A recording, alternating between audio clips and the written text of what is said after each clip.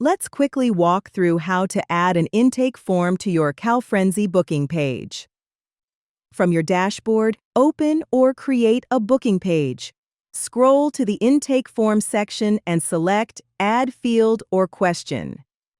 Type your question text in the input field, then choose the field type, like short answer, multiple choice, checkboxes, or drop-down.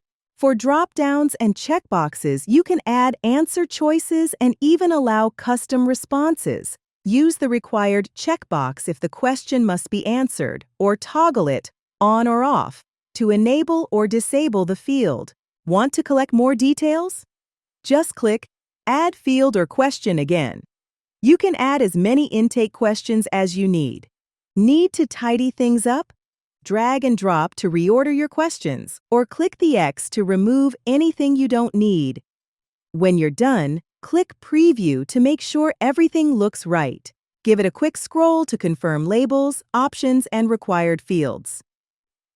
With intake forms, you'll collect the right details up front and create a smoother booking experience for everyone.